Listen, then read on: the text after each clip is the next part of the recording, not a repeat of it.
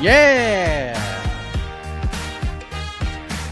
Get excited, everybody. Fist fighting is about to happen at the world's most famous Apex in Las Vegas, Nevada. We are coming off of a week without UFC action, and the world's premier mixed martial arts organization returns tonight with UFC Vegas 107. Main event was supposed to be a pivotal one for the women's flyweight division. Now will take place at a catch weight of 126.5 pounds between Erin Blanchfield and Maycee Barber, who returns to action for the first time in about 14 months and will do so with 20% less of her purse, which she had to forfeit over to Erin Blanchfield after missing weight on Friday by a half pound. She was not allowed to cut any more weight, and not a great way to return to the world's most famous Apex and return to the octagon. But as we say all the time, as we say in sports, as we say in the UFC, winning changes everything. And we'll see if Maycee Barber can get the job done tonight and make it 7 wins in a row. Erin Blanchfield looking to get her second straight win, improved to 8-1 in the UFC, I believe, and put herself into that championship conversation, because right now Valentina Shevchenko does not have a number one contender. Natalia Silva is in a very good place right now. If the winner of this fight gets a win in very impressive fashion, that puts them in a very good spot. Of course, there's Zhang Weili, who is looking to move up to 125. Whether that happens or not is a different conversation, but we shall see how it all plays out. Of course, co-main event, good one as well. Mateusz Gamerock returns for the first time in 2025, and he takes on the surging Ludwig Klein. 10 fights total. We lost a fight, and it's still a 6-fight main card that starts at 9 p.m. Eastern, which is absolutely insane, but it is what it is. I don't think it's going to be the worst thing we could watch on television or on a streaming service. So, all right, we all know what the People's Pre-Fight Show is all about. It's about you guys and the questions you want to ask. So fire away. Let's see what you got. Let's get after it. Hello, Rob. Nixon 7, baby. I don't think it's going to happen, but go for it. Let's go. Michael Heck. Yes. Colby Birmingham. Yes, I'm with you, Jonathan. Pacers will win the series. All right, we'll start with Joseph, Mike, and Casey. Casey's not here. He's actually filming something, a fight journal at a regional MMA show, which should be a lot of fun. So he will not be here this evening for this or the post-fight show. AK will join me for the post-fight show. And Joseph asked, do you expect Nunez facing off with the winner of Pena versus Harrison next week? I don't know. I mean, it seemed at that press conference that Amanda wanted to come back, and she seemed all gung-ho about it. I've talked to some people. I think it's going to depend on who wins. If Kayla wins, I think she does come back. I don't know if she comes back for Juliana Pena unless the UFC pays her a floppity jillion dollars. I think one of the big things, and I actually talked to Kayla Harrison the other day. I believe that interview is going to drop on Monday. It's a fantastic conversation. She was on fire. I think, and I talked to John Anik too. He said sort of the same thing. I think Amanda is sitting back watching the GOAT conversation and her lead as the greatest women's fighter in the history of MMA. That gap starting to close with Valentina Shevchenko, with Zhang Weili. And I think she wants to sort of fight back in order to keep her place in line. So I don't know if Juliana Pena, a win over her, a second win over her, does that. But if Kayla Harrison goes in and does what many people believe she's going to do and just runs over Juliana Pena, wins the women's bantamweight title, comes back, and Amanda just kind of runs her over, that could extend her lead a little bit. I don't know if the Pena win has that much significance. I don't know. I actually think this fight is going to be really good. I think it's going to be really, I don't know if it's going to be really fun, but it's going to be really competitive. Unless Kayla just smashes her real fast. So, I don't know. I'm intrigued by the fight. And I think Juliana Pena's got a much better chance than people are giving her credit for. So, let's go. Forrest, I'm here for Mike, Casey, and good times. Question for Mike. What is your most underrated fight on this Apex card? It's probably Vieira and Chiasson because, well, it's on the main card, but it wasn't supposed to be. It kind of sucks that it's a featherweight fight now too. So it might be that one. I'm actually like weirdly intrigued by Jordan Levitt versus Kurt Holloway as well. NBA playoffs, UFC, and boxing tonight's good night. You damn right. Is this Jordan Levitt's first fight after the Pimblett loss? No. He's fought twice. He fought Victor Martinez, got a first-round knockout, and then he got submitted by Chase Hooper in his last fight. That was... Actually, the Chase Hooper fight was a while ago. Chase Hooper fight was November of 2023, so he's been out for a hot minute. A lot of weight miss. Do you think it'll affect any fighter's performance? Maycee looked pretty rough up there, so I don't think it helps her very much because if Maycee loses this fight, she is just going to get tackled and just worn down for 25 minutes, and it's going to be a miserable night for her if she doesn't win. She could win, though. She can strike. Erin Blanchfield is not the best striker on earth. Erin's kind of a hoss out there. And Maycee got a really good clinch. So Erin's got to be smart. She doesn't want to take a lot of punishment from the outside. She doesn't want to get into clinch battles with Maycee Barber because she can get punished in there. She just needs to be smart and take her shots because Maycee does not have the greatest wrestling defense in the world. She is a little squirrely down there. She has improved on the bottom. I think some of that is overblown in terms of, if she gets tackled, she can't get back up. I think we've seen some evidence over the past couple fights that she has improved on that. But Erin's tough, man. What she does really well, she does really, really well. And if she gets off to a hot start and just starts to wear down on Maycee Barber, it could be a really rough night for her. So I'll say if it's going to affect anybody, it's her, but it will make the night more miserable than it would have been had she made weight perfectly and didn't look like shit on the scale. I mean, she looked rough, really, really rough. Who do I have winning, Pena versus Harrison? I'm torn. I'm leaning. I've been saying for a while, like, I think Juliana Pena might just go out there and win this fight. But I don't know. I haven't made it. I'm flip-flopping with this. I think Pena has a really good chance. She just has to not get absolutely dump trucked in the first 2 rounds of this fight. But if Kaylor can't get her out of there early, Juliana's tough, man. People might not like her, but she is tough.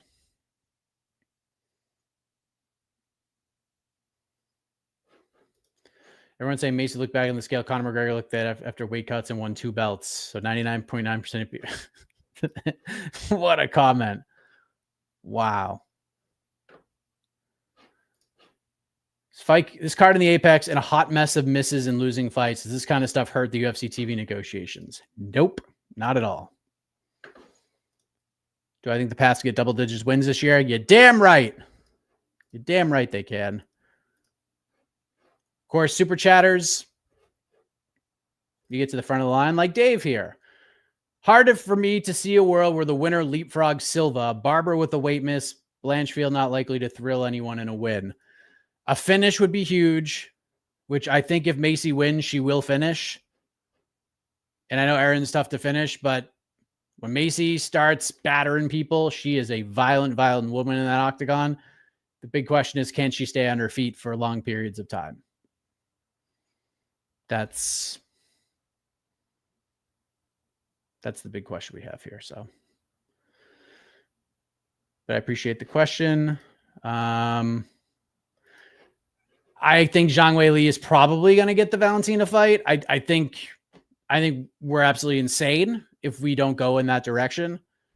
I think you have to do it now. So I think the winner probably fights Natty Ice next, and Zhang gets her title shot. I think that's how they're going to do it.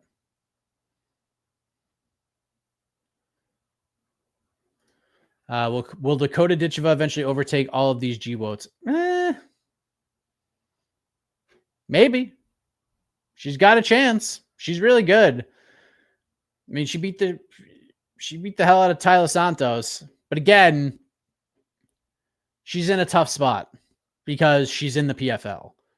She is fighting Samika Naba, who, nice woman, fun fighter, but she is so out of her depth in this fight. We all know what this is. This is Dakota Ditcheva getting a showcase fight. She's got to beat the soul out of Samika Naba, and it's not going to be a good night for her. And then the conversation kind of goes, okay, so what do you do with Dakota? She needs to go to the UFC. And then we'll really get the answer to those questions. Like, we're going to see why I love the Patchy Mix Mara Batista fight so much is that we're going to get our Patchy Mix answer immediately. In 15 minutes or less, we are going to know the ceiling on Patchy Mix in the UFC and if he is the best bantamweight in the world or if he can be the best bantamweight in the world. We will know in that by the time that fight is over, we are going to have an idea. Yes, this guy could be the best bantamweight in the world. Yes, this guy's going to fight for a UFC title. Or no, this guy is not going to fight for a UFC title. Because if he loses to Mara Batista, that is tough. That guy's got a lot riding on this. And that's kind of how it is for most of these PFL Bellator transfers, if you will. So, but Dakota could. She is very fun and she's dangerous. And the good thing for her is she's not really going to get tested by anybody super ridiculously good until she gets to the UFC. So she's going to just build experience by just annihilating people. And she's just going to get better and better while she does it. So, Jason, apologies to you, my man. RIP to Ryan. Was a bit your schedule for half past. Glad you're here, though. Yeah, I was. I'm an idiot. We had it scheduled, and then I found out Casey couldn't be here, so I had to like redo it on a different platform. And then I was like, "Oh, what time did the fight start?" They start at 6:30. Oh, I'll start the Q&A at 6:30, which is dumb. That's all on me, and I apologize. Can we stop grading these fight nights on a curve? It's awful. What do you mean?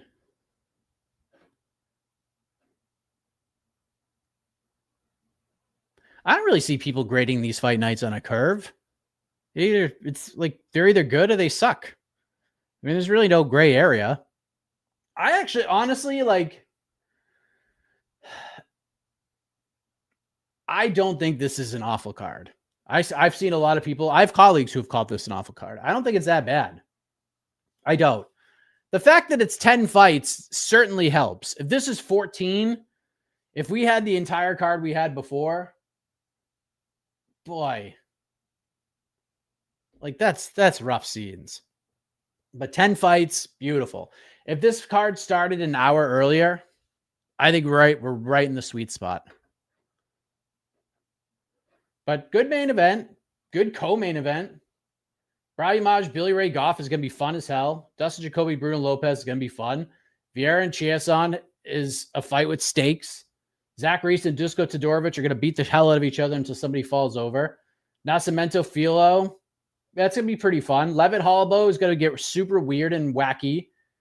I have no idea what's going to happen with Oki and Aswell. Well, I think I kind of know. I think Oki's going to kill him.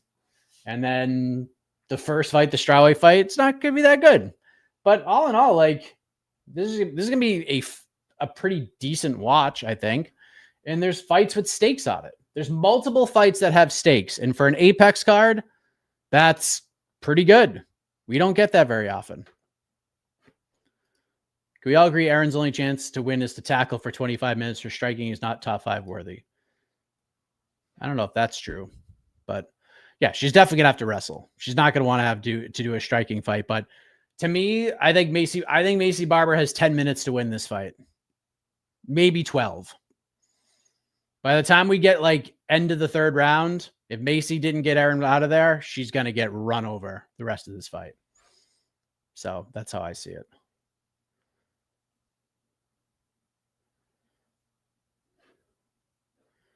What else we got? How do you feel about the Charles Johnson, Lonnie Kavanaugh fight? That just sounds good fight. Very good fight.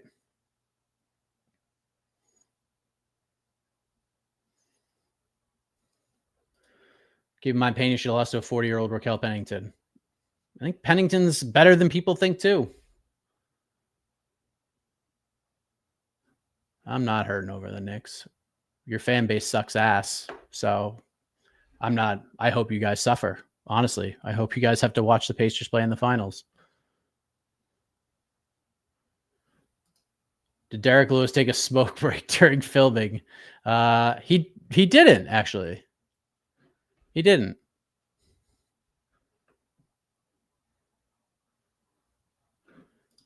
What's next for Arman Sarukian? I kind of know, but I can't say. And I'll leave it at that.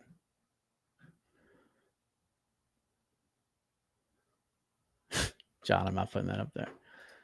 I'll throw this up there. After the sale of Polygon from the Vox Media Corporation, how are you looking at the future of MMA Fighting under the Vox Media banner? Fine.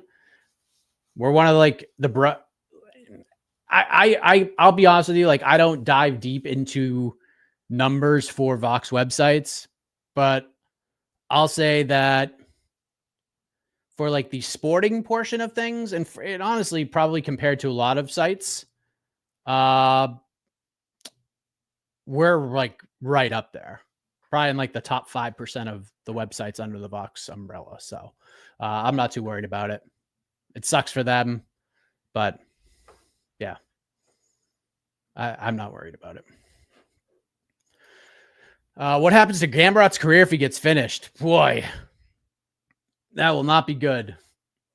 Although I don't think that's going to happen here tonight. I think Gamerock, if you watch my interview with Gamerock, he kind of knows what he's got to do. He's going to go in there and just tackle Ludwig Klein a whole bunch and win the fight. Did the golf course security hassle you for the Derek Lewis shenanigans? No, not at all. So that was actually really cool. So sort of behind the scenes, I give a lot of credit to Mike the Truth Jackson. Mike Jackson actually was integral in setting this all up. He works with Derek. They're very, very close. I had actually reached out to him about the idea. He reached out to Derek. Derek was down immediately, and there's just a matter of timing and how to put it all together. I found out what his home course was. The course we played on is his home course. That place is friggin' insane, by the way. There's 4 different golf courses like on that property, and the property extends like 5 miles. So if you're on the wrong half of the golf complex, you have to literally get in the car and drive like another 10 minutes to get where you need to go, which we needed to do. The course we played on is always closed on Mondays. And they had one of those workplace tournaments going on. And it went a little bit longer than they had planned, but the golf course like closed the rest of the golf course for us. They basically were like, all right, as soon as the tournament's over, like this golf course is yours. Just do what you want to do, play whatever holes you want, like have at it. And they treated us great. It was pretty cool. We started a little bit later than I was hoping for. We were supposed to tee off at like 4. We didn't really tee off till like 5. So it got pretty dark, and it was just awesome, man. Like shout out to the clubs of Kingwood Country Club, the Island Course. Friggin' awesome. Great hospitality. Appreciate that. I wish Derek would have done a scramble with me. Would have been easier to shoot, but then again, we wouldn't have got the cheating shenanigans and everything that he did throughout. So yeah, it was awesome, man. It was awesome.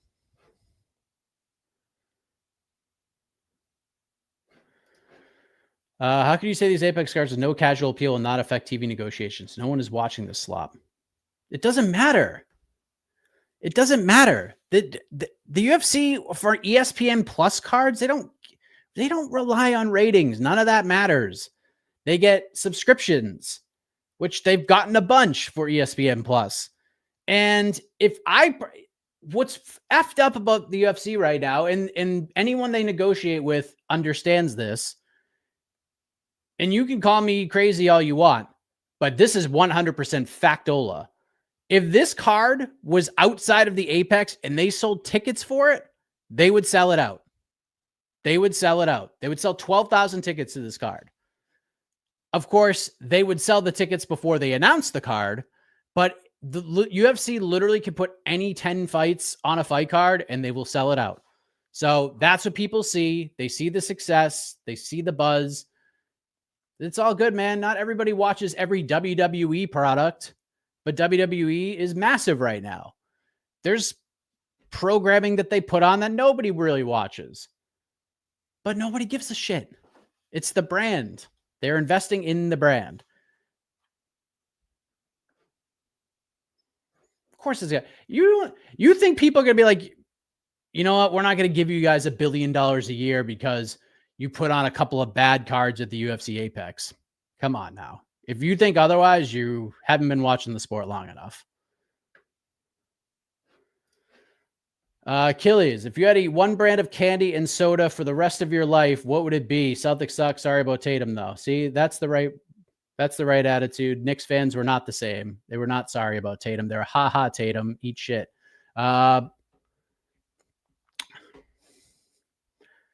Probably, I mean, can't go wrong with the peanut butter cup. And I'm a Diet Coke kind of guy, but I'm mostly like a Gatorade guy.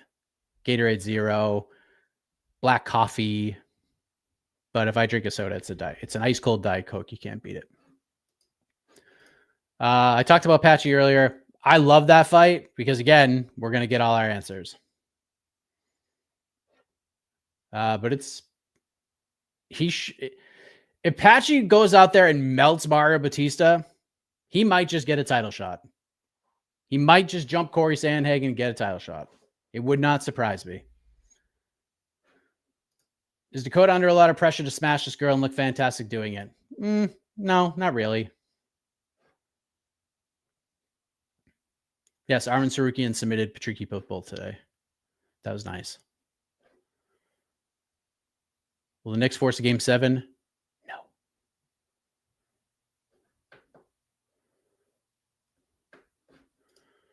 Blanchfield wins to get the Menon rematch. How does she do the second time around? That's a bad fight for her. So she's not going to get the Menon rematch. Blanchfield's either getting a title shot with the win, but probably not a title shot. She'll probably get Natty Ice next. And that'll be like a true number 1 contender fight.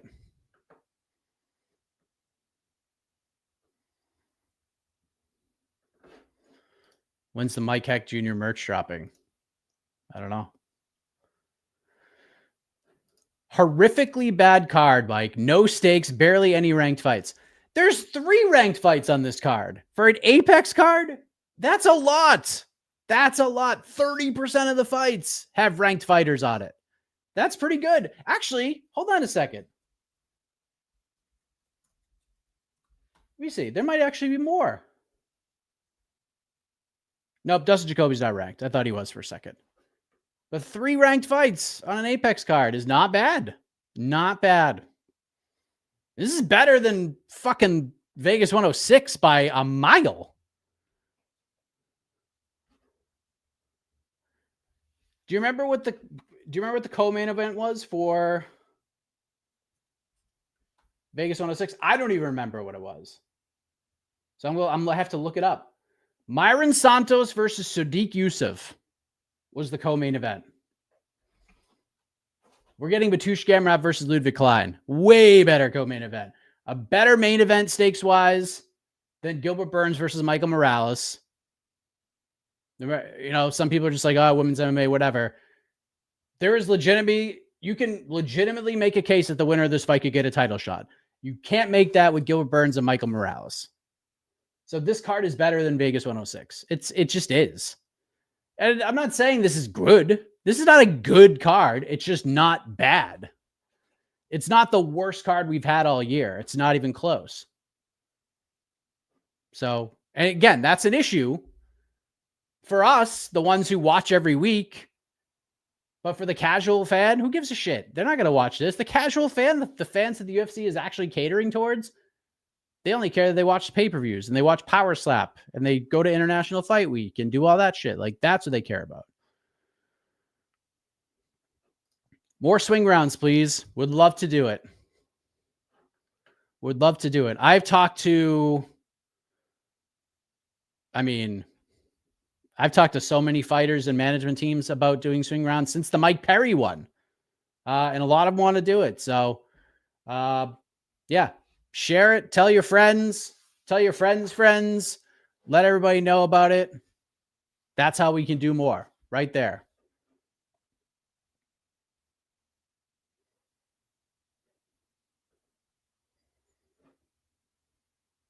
This is super funny. Petition to strip John the Duck Jones, 172,000 right now, make it more. That whole thing is funny. Like, why is everyone still bringing up Burns and Usman when Chimaev clearly showed he has gotten better? What about Dricus when he got ragdolled by Bryson and Till for a round? The hypocrisy is real. Because that's how the fan base is. And a lot of them aren't. A lot of those voices aren't voices of people who have been watching the sport for a decade or more. The Burns fight, to me, and I said this, you can go back. I was actually I was covering that event live in Jacksonville. I came away from that Burns fight impressed. I learned more about Khamzat Chimaev in that fight than I had learned in any of his other previous fights. That when the going gets tough and he doesn't have his A+ stuff and he can't get takedowns and everything sort of veers off what the game plan is, he finds ways to win. He finds a way.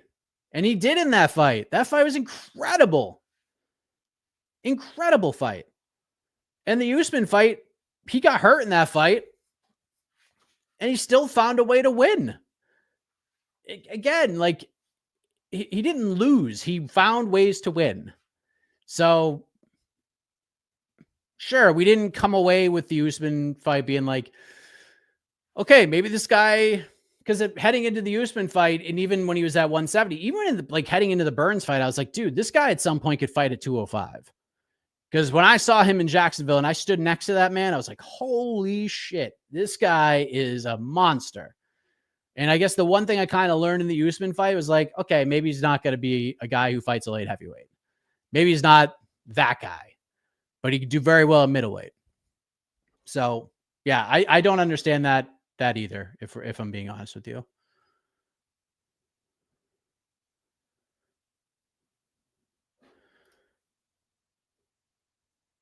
I mean, that's kind of how I look at this too. Kayla's good. Like, she's very good. But like, you have to kill Juliana Pena to beat her. Like, Amanda Nunez put the boots to her for 25 minutes in the rematch and couldn't get her out of there. And Pena had moments in that fight. So we haven't really seen, the one time we've seen Kayla kind of have to get like down and dirty to win, she lost. So that's my concern with this fight. But I can assure you, after talking to Kayla Harrison the other day, she ain't overlooking Juliana. She doesn't think Juliana is an easy fight. She is ready to go. She is ready to go.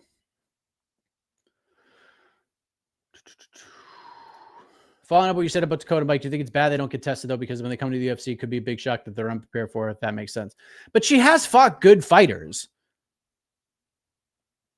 Jenna Bishop is solid. I wouldn't say she's like one of the 15 best fighters in the world, but that performance, I was like, all right, she's good. I still wasn't like as completely sold as everybody else was until the Tai Dos Santos fight. After that one, I was like, damn, she's for real. How could you not come away from that performance thinking she's for real? Again, but the problem is like where we have her ranked right now, she's not going to get much higher because look at who she's stuck fighting now. You know, she needs like Juliana Velasquez. She needs Liz Carmouche to like win the world tournament. And she needs to fight Liz Carmouche. Like that's the next logical step for her. She needs to be fighting those women. But until that happens, she's going to fight the Samika Inabas of the world, who are, you know, they're fine individuals.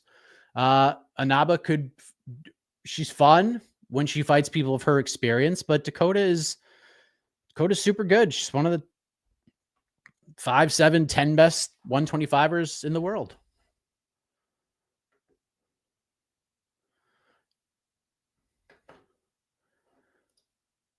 Hamza is being underrated and hated by Josh Thompson. Josh Thompson said he's a fraud if he loses to Dricus du Plessis. Yeah, Josh. I've made it a point to just try to be positive when it comes to that stuff. But I'll put this as kind as I can. Josh Thompson doesn't have the best takes in MMA, and we'll leave it at that. How long did we film the golf for?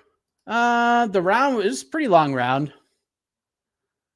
It was a pretty long round. It was only 9 holes, but it was because we were filming everything and all that. It was like 2.5 hours with everything we were doing, which is why, like, when we did a Mike Perry, we did a scramble, made it much easier because we just hit the same shot at the same area, which is easier that way. And then me and Derek had just had terrible cart golf like the entire time. So we're both hitting from different spots and stuff. So yeah, it was like 2.5 hours. Old man Dave spilled the secret. No.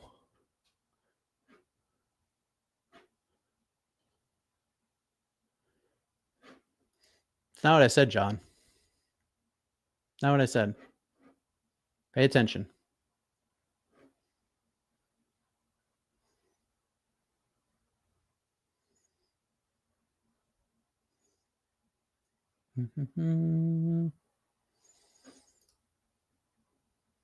Thank you, Josh. Thompson definitely didn't say that. Okay, good. I'm glad I didn't say that, but still.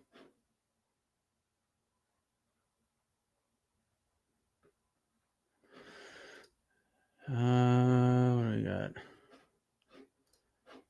Can you at least give us a hint about the Armin fight you sort of know about? No, I cannot. Fast internet had killed pay-per-view. It's easy to stream. Yep.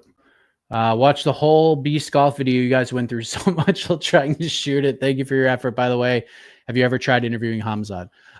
No. I have asked him questions at Media Day before. So that was fun. When do we get the Gaethje golf match? Would love to do it.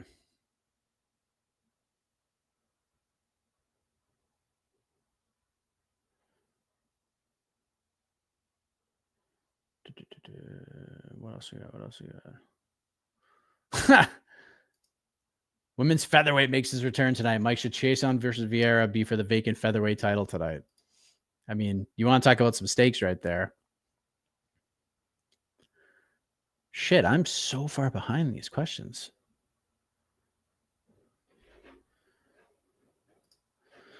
Does Mike think there could be breaking news with Maycee Barber not being able to fight? She looked bad on the scales. Hopefully not. Boy, if they lose this fight, we're like, shit. We're in trouble if they lose this fight.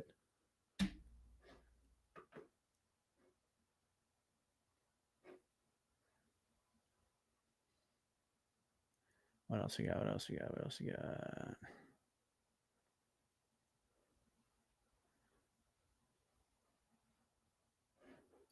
Paul Craig was supposed to co-main the last fight against Rodolfo Bellato. Come on.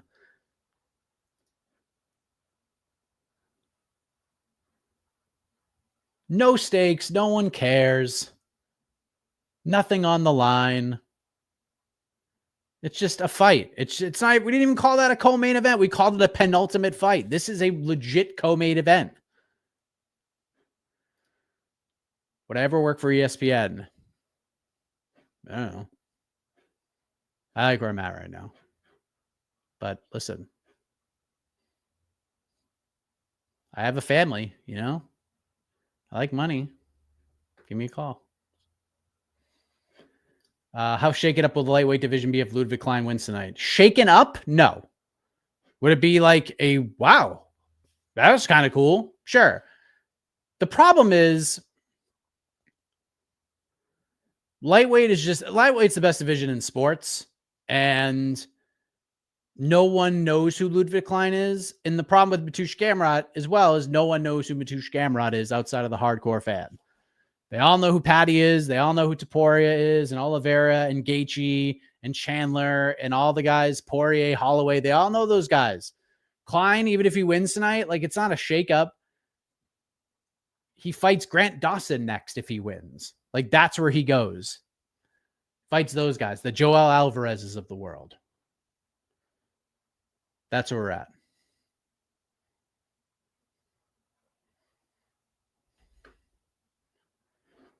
Does Chaos Williams win this one now that it's in May?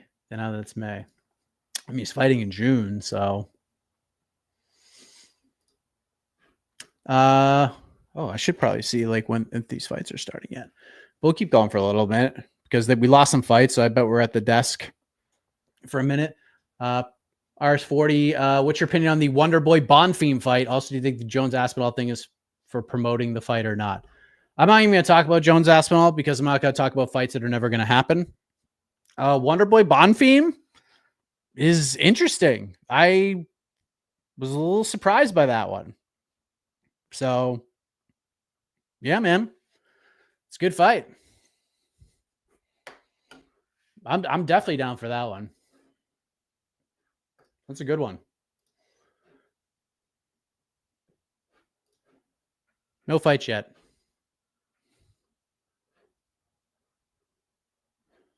Mike versus Steve A. In what?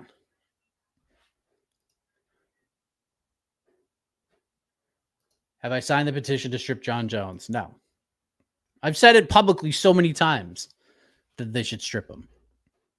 John himself said, strip me. Please, strip me of the belt. I don't care. When your champion is literally saying, strip me, please. It's like, you think I care about that? What are we doing? The hell are we doing here? Left lane's picking Klein. I'm not. I think Gamerock's just going to tackle him a whole bunch. And plus, Gamerock's a better striker than people give him credit for. Main card's good. It is. It's a solid. It's not great, but it's not shitty. Like, this is far from the worst card of the year. Do you think UFC hates Edmund Shabazian and Cody Garbrandt?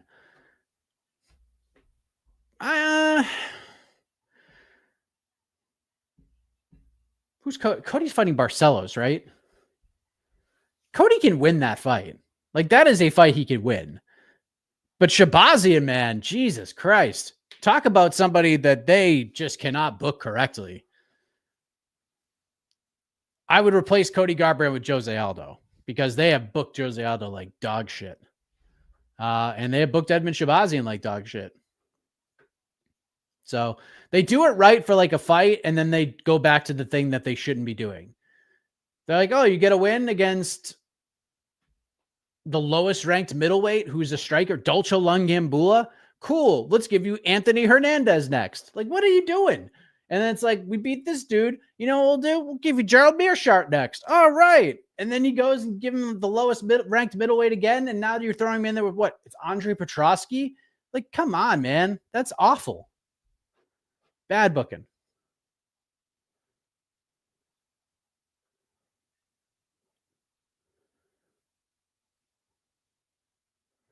Olivia just said Barber's medically cleared to fight today, so take that for what it's worth. There you go. Does Verna Jandiroba do interviews outside of fight week? Yeah, she did one with our own Guillermo Cruz.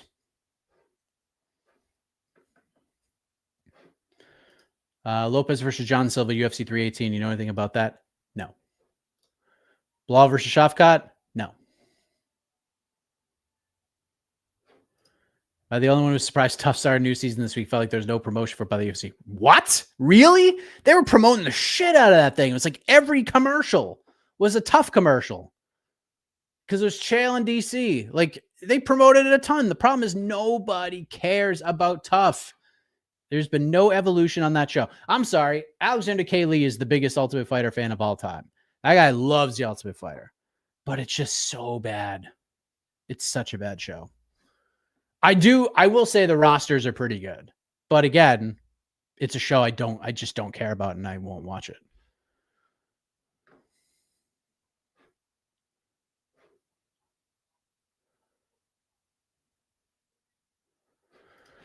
How would you grade the 316 card compared to the other pay-per-view cards in the New York, New Jersey area? Hopefully it's really good since it will be the first ever UFC card I'll be in attendance for. I actually like this card a lot. I think it's kind of, I think the main event is hurting it. And it's not because it's like a bad fight. It's because we saw the fight and no one thinks it's going to go any differently. So it's just like, we could see Merab tackle Sean O'Malley again for 25 minutes. I actually like the storyline for this fight. I like how Sean O'Malley is treating this fight. He's taking it very seriously. I like I stopped smoking drugs and watching naughty shit on my phone and stop playing video games. I'm 100% healthy. I've been focused on health and recovery. Merab's got the toe, and is Merab the greatest bantamweight of all time? Like, there's a lot of stuff happening here. Like, what happens if Sean loses? Chael thinks he's going to featherweight. Like, is that the case? Is Sean O'Malley the Rich Franklin of bantamweight if he loses? Like, tons of storylines here. And then the co-main event, like, I love Pena Harrison. I really like this fight. I think it's way closer than people think it's gonna be. I already have a bet on Juliana Pena. I don't know if she's gonna win, but for those betting odds, I'm taking it, and I took it because I think she's got a real good chance as long as she doesn't get absolutely run over in the first 2 rounds. Kayla's got to cut that last pound. She says it's an overblown story. I don't think it's overblown. Maybe it's like a little overblown, but I think it has to be part of this equation. It just has to be. Gaslam Pfeiffer, okay. It's fine. Luke A. Holland's fun. Batista Apache Mix, I already talked about that. Bruno Silva, Josh Van is awesome.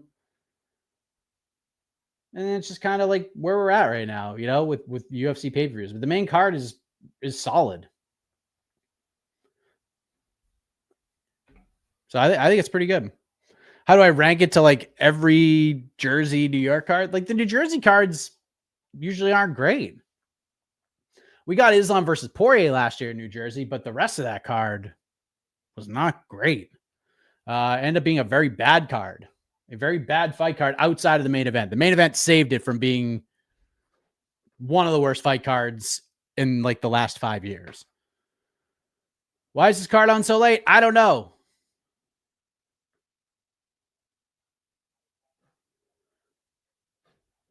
Hello, Mike. I can't stand going on a video on the UFC YouTube channel about this Barber card, and every comment is defender vacate or a duck emoji. It's annoying. Fans are too obsessed with this. Guys, the fight's not happening, so don't worry about it. Stop doing that. Mike, do you think Usman has a chance against Buckley? Of course I do. I didn't see one commercial for it. I saw a million. Like, literally when they came back from like every break, it was either UFC X or The Ultimate Fighter or Good Guy, Bad Guy.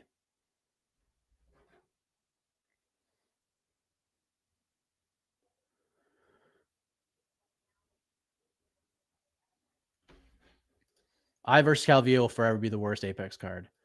That's a pretty bad one. What about Nzechukwu versus Iwan Kuchalaba? That was a tough one too.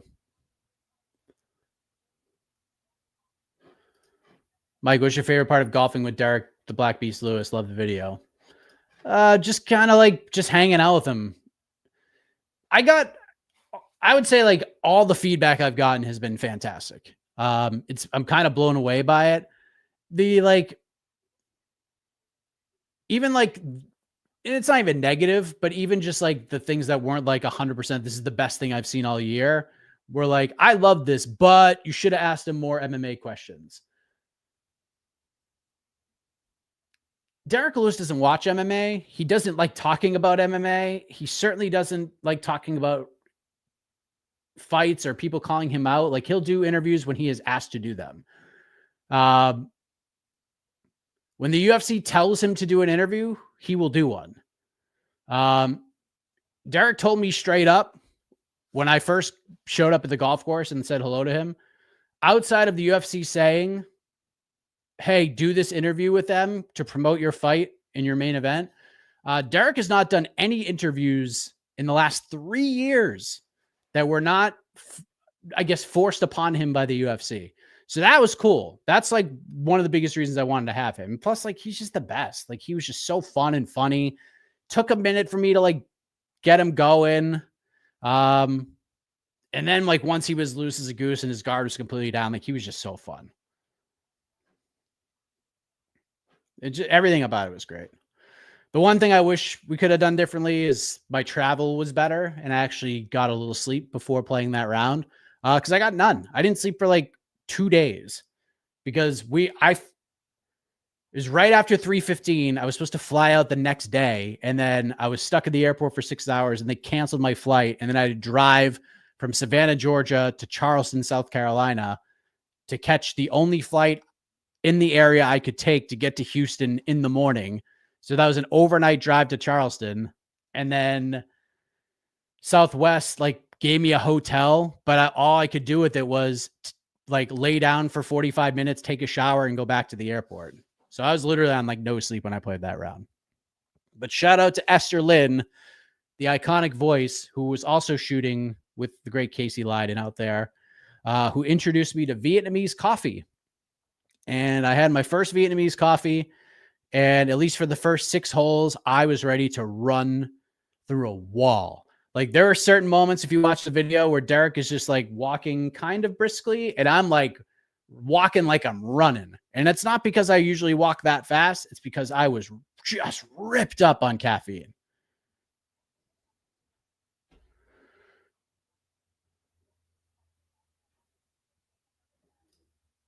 Be honest, Mike, do you actually think Derek's going to win? Yes, I do think Derek's going to win.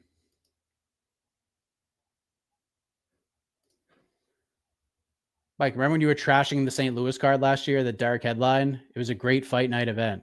Yes. It was, dude, but that's my point. That's my point with like everything that I'm saying right now when it comes to the TV deal. Derek Lewis wasn't fighting Tai Tuivasa. He wasn't fighting Tom Aspinall. He wasn't fighting Curtis Blades. He wasn't fighting Francis Ngannou. He wasn't fighting John Jones. He was fighting Rodrigo Nascimento in the main event of that card. And that fight was bad. It was bad until Derek finished him. And yet it broke all the records. Like, this is what the UFC does. Like, this is full proof that the UFC can do no wrong, that it does not matter. The fight cards don't matter. The star, the brand, those 3 letters. That's it. That's all anybody cares about. UFC. That's it. And let's go back and look at that St. Louis card, shall we? A great fight night event. It actually was a good one. I'll give you that. Main event was real bad until it ended. Buckley Rudzabaev was fine. Ulberg killing Minafield was good. CDF Vatush Rebetsky was awesome. That was a great fight. That finish was incredible. Woodson Caceres, Dude, we got Waldo Cortez Acosta, Robelis to Spain on that card. That knocks it down at least 3 points because that fight was so bad. Chase Hooper looked great. Rivovich was awesome. Ricci and Pennington, wasn't bad. Wasn't great. It was good. It was a good card. Like, UFC Tampa was a great fight night event. St. Louis wasn't great. It was good. It wasn't great. Was Mustache with you at the Derek thing? Yeah. Casey and Esther were both there. Why is Derek like that with the media? Because Derek's just who he is, man. He doesn't like to do interviews. He's just chill, man. He legitimately, he doesn't watch MMA. Like, he fights, he cares about that, and then he's just like, cool. He just plays golf and chills and like hangs out with his family. Like, that's who he is.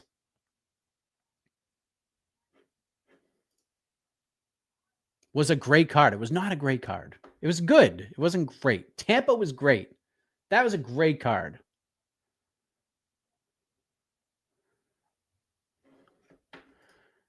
Do you think UFC moves the Nooche card to T-Mobile Arena because the Mexico City, Houston, and Phoenix arenas are all booked for that night with concerts? I have heard I've heard talks that they're planning on, I mean, I'm not going to say they're planning on moving it, but there are talks about it being moved to Vegas, or somewhere in the United States. But that's just kind of it right now. And it's mostly because of all the things you've seen online. If they could do it at that arena in Guadalajara, they will absolutely do it in that arena in Guadalajara, but it doesn't look like it's possible at this point because the opening of the arena continues to get pushed back. Events and things that are scheduled continue to be canceled or postponed. So not good. Not good. Olberg seems to have lost some momentum since the last fight, hasn't he? You think? You think so? Probably his last 2 fights.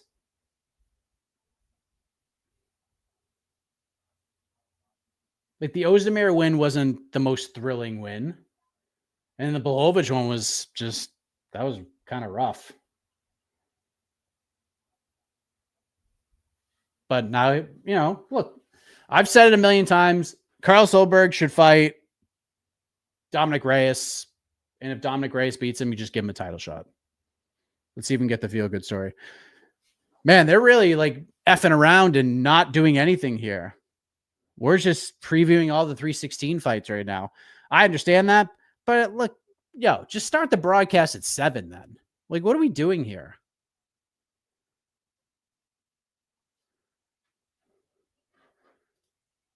Dos Santos' first Arlene was it? No, that can't be true. Is that true? No.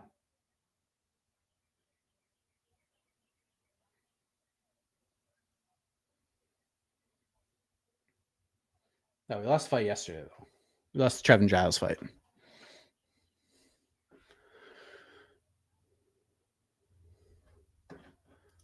This card sucks, dude. Doesn't suck. It's not great, but it doesn't suck.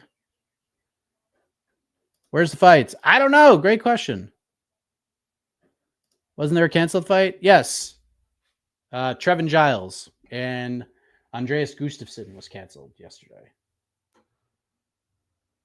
Gustafsson said it was because Giles like fell on his head, tripped and fell and hurt himself. But now Chaos Williams gets his 3rd different opponent in like 3 days, and now they move Gustafsson to 316 to fight Chaos Williams, which is pretty friggin' whoop. Like, that's gonna be a banger, man. Gustafsson's very fun to watch. Is there a chance they move it to a fight night if moved? Keeping it as a pay-per-view doesn't make much sense since there are no Mexican champions or true Mexican title challengers unless they force Jair.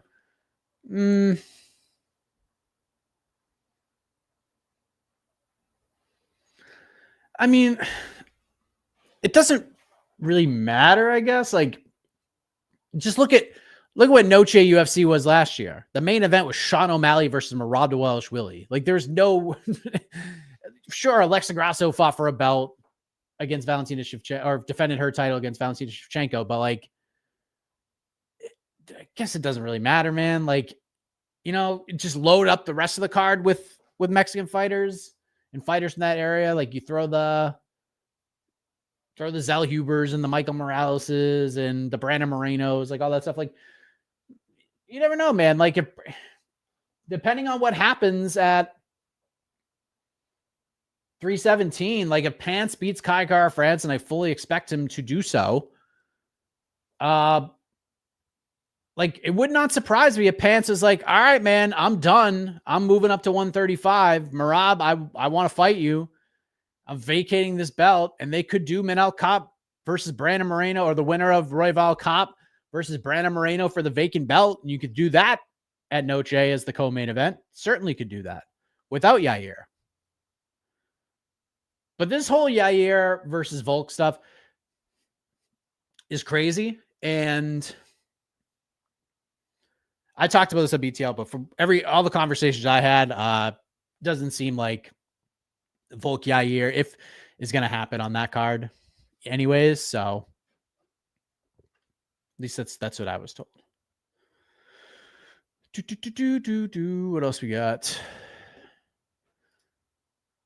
Thanks for being here tonight, MC Mike. Hope the works are going well. Yeah, had a good one today. Did a lot of bench pressing, a lot of running, a lot of GHD sit-ups. I don't know if you guys have ever done GHD sit-ups. Those things suck ass. Can Gamerock get Max after the Poirier fight? No. I mean, like next? No. No chance. Dude, I mean, everything you need to know is like in one of the clips we dropped from the Gamerock interview. Mateusz Gamerock was literally the backup fighter, like for like over a month. He was the backup fighter for Islam Makhachev versus Charles Oliveira. Something happens to one of these guys. We already have Gamerock. He's ready to go. He's going to fight. 2 weeks, less than 2 weeks before the card, Charles Oliveira is out. They have him as the guy to step in and fight for the belt. And they're like, F you, Gamerock. We're bringing Volk back to have a rematch. Like, if that doesn't tell you how the UFC views Mateusz Gamerock, I don't know what will. And it's a shame because I like Gamerock. I think he's great. He's super fun. His fight with Arman Tsarukyan, if you've never seen Mateusz Gamerock versus Arman Tsarukyan, it's one of my favorite fights of the last decade. I have watched that fight more in the past 3 years or so, however long it was since that fight happened.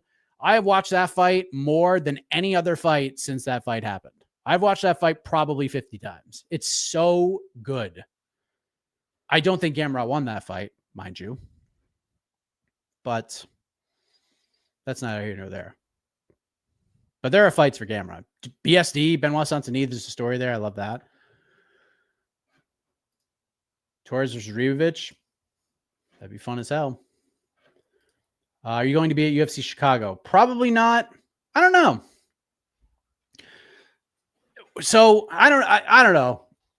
My schedule could get real wacky real soon. So I don't know. There are some irons in the fire. I'll say that. One of the irons in the fire that I kept telling you about was the golf stuff. If it were up to me, I would do one of those a month. I would take a trip a month and do something and do a round like that. What I would love to do is go to like South Florida and just knock out like 3 swing rounds videos in like 3 days. Like do one with John Anik and do one with like, I don't know, so many fighters who live out in that area. It'd just be awesome. Like I've talked about Michael Chandler about doing it since the Mike Perry one. He wants to do it. We've talked about it recently. So like UFC's gonna be in Nashville July 12th. Like I would go cover that and then do a swing rounds with Michael Chandler. Like while I'm there, that'd be fun. But we have some other things that I'm working on as well. So that could get me to more events if that makes sense. Is John Silva on UFC Chicago? He just did. He has a fight booked. I saw some posters about him fighting John Silva. I don't know if that's true or not. No one reputable has reported that. So until I see that, I will take that a little more seriously. Is your son interested in fighting or wrestling? So he did MMA for a little while. He did pretty well, especially with the grappling. He did really well. The gym he joined, the sparring was like a little tough for him because he's a strong kid. Like he's a big, strong kid. And like I said, like he did pretty well with the grappling, but he's like also kind of a teddy bear. He'll get pissed like me. Like when you get us mad, like it's tough. Like we're different people almost. But he doesn't like, I don't know. He's not a big like hitter, if you will, unless he absolutely has to. But there are some like, I was there and there were some tough like sparring sessions where kids would just be like way too aggressive and like kids who were training for years. And he was there and he's just trying to like, okay, I'm trying to learn this and learn that. Like, how are you doing this? And these kids are just like lighting him up. And at that point, he's just like, Dad, I'm not learning anything. Like, I know I'm like supposed to get beat up a little bit, but these kids are just like, they're just killing me. And like, I can't get my footing under me. And I'm like, well, that's kind of good for you. But I also understood where he's coming from too. So we've talked about getting him back into jiu-jitsu. He loves golf. So that's been great. He's been playing golf. He's getting really good too.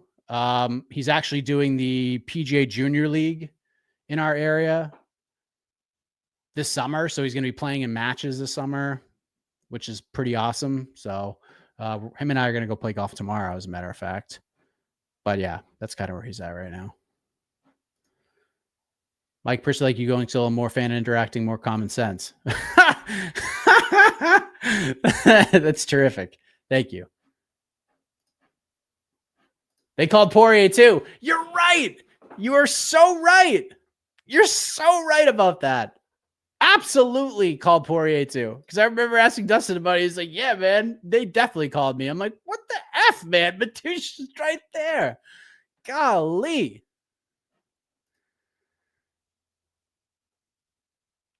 What was going through Mike's mind when Mateusz flat out said he's a victim of politics? I was like, yeah, of course you are. But like, see, and I know that was so long ago, but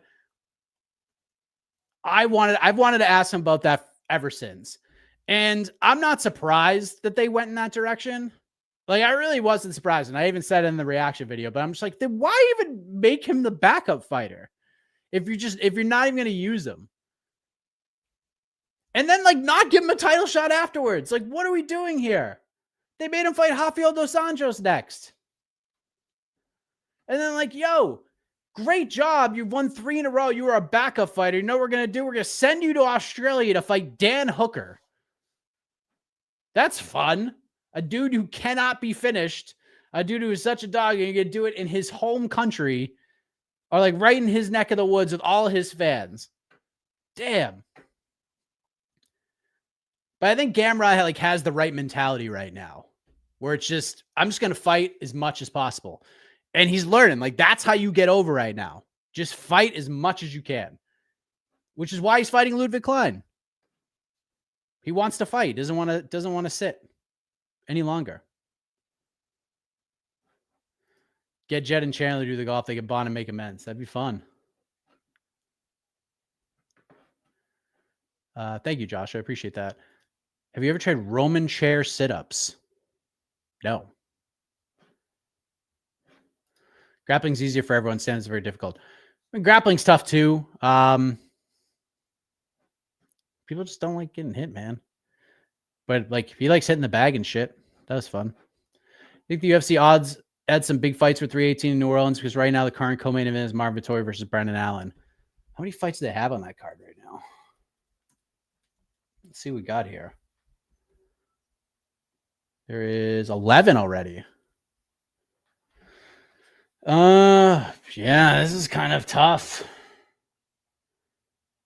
Although we reported yesterday, Michael Johnson, Daniel Zellhuber is going to be on that card. That's a fucking banger. It's a great fight. Carly Judice, Nicole Colari is going to be fun. Kyler Phillips, Vanish Oliveira is fun. Magny and Gunnar Nelson, can't believe they haven't fought before. Ikram Aliskerov, Bruno Fahed is fun. Hebus, Ricci, yeah. I mean, it's going to be the Dustin Poirier show, really? So, looks like we're going to have some fights in a minute. Parker Porter, main event. Yes, sir. 614, Mohegan Sun.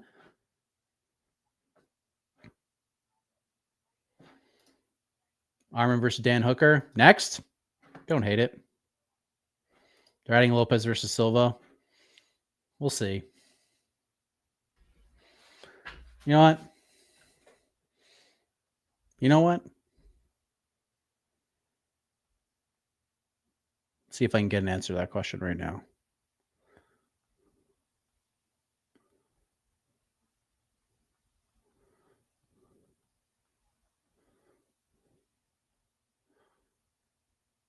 I'm going to find out. Let's see if I can get you an answer.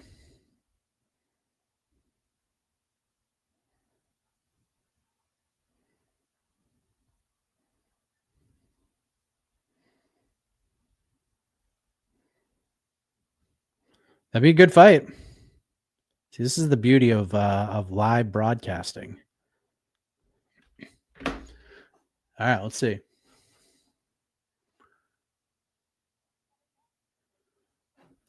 UFC let Volk kick KO in round 1. You think Dana regrets it?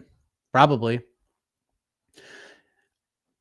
Jed Meshew took a lot of heat for being wholly against that fight happening.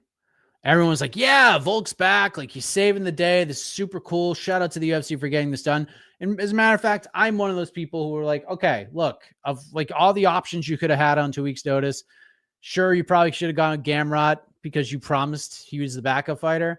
But like getting Volk to do this and getting everybody on board in 2 weeks' notice, and then getting Usman in there on 2 weeks' notice to fight Hamzat, like that was pretty freaking cool. They were able to pull that off. But Jed was staunchly against that fight, and he warned everybody, something bad's going to happen, and you're going to, when this fight's over, you're going to understand why I hated this so much. And boy, was he right, because now you killed that rematch. If they had just waited, like let Islam fight another time or two, let Volk defend that belt another time or two, then went back to it, would have been badass, right? But gotta do what you gotta do. I'll take a couple more. Who do you think UFC matches Gaethje up with next? I think him versus Hooker in Perth as co-main event to JDM Islam would be perfect. JDM Islam probably isn't going to happen in Perth. In fact, I'd be like absolutely stunned if that's the case. Why would Islam do that? There's no need for him to do that. JDM is the champion, but Islam is absolutely the A side to that fight. So that's either going to happen. That's a Abu Dhabi MSG Vegas fight. Having said that, if they do Gaethje Hooker, sure, be down for that. But I'd like to see Gaethje Armin, or I'd like to see Gaethje Patty. I think that those both make sense. So, okay. When does Paul Costa fight again? At UFC 317. He's fighting Roman Kopylov. Okay. All right. Real quick, I'll give my quick predictions and then we'll get out of here. Let me pull up the betting lines real quick just to show you what we're working with.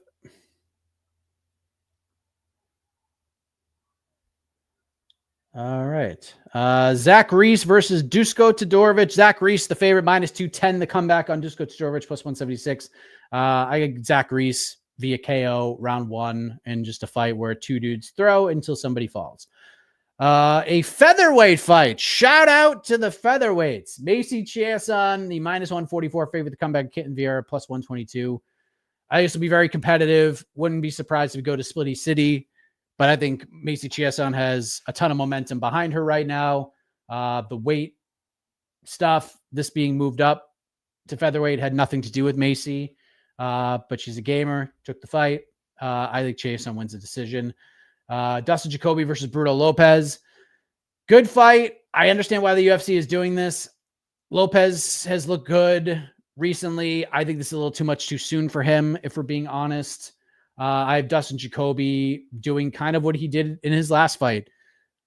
Looking good, not taking a ton of chances, and then I think he gets a late finish in this fight.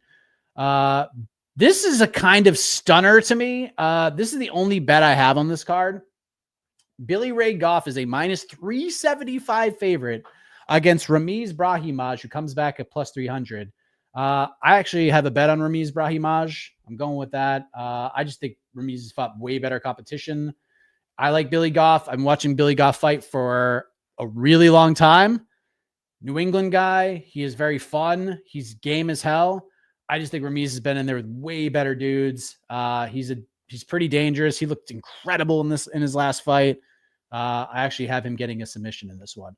Batush Gamrot, co-main event, -154 favorite. He faces Ludwig Klein, comes back at +130. I'm going Batush Gamrot via unanimous decision. And then in the main event, Erin Blanchfield, -230 favorite, takes on Maycee Barber, +190. Heart of hearts, I'm going with my head. Erin Blanchfield just kind of does what she does, pulls away, wins a decision. But In the MMA Fighting staff picks, I actually am the only one who's picking Maycee Barber. I'm doing this for a reason because I do think Maycee can win. I think Maycee can get not only win, I think she can get a finish. But as I said earlier, I think Maycee Barber has 2 rounds to get it done. And if she can't, she's going to have a rough night. It's going to be a tough one for her. So, all right, these women, Dos Santos and Ardeline, are just getting after it. This is schoolyard shit right here, and I'm digging it. So thank you guys all very much. We are going to have some fights. Finally, we have a fight right now. There'll be more fights on the way. 9 more of them, as a matter of fact. And when it's all said and done, I will be back here with the great Alexander K. Lee. About it, and I will be back again. Is officially UFC 316 fight week. So get fired up. And as I said, guys, this isn't the best Apex card. It's far from the worst. And I do think this is going to be a fun watch. And take it from me. If I think a card sucks, I'm the first person to tell you. And I actually don't think this is as bad as a lot of people are saying that it is. So appreciate you all. Enjoy all the fisticuffs, and we'll see you probably around midnight Eastern time to recap everything that went down. Thank you all very much. Let's go.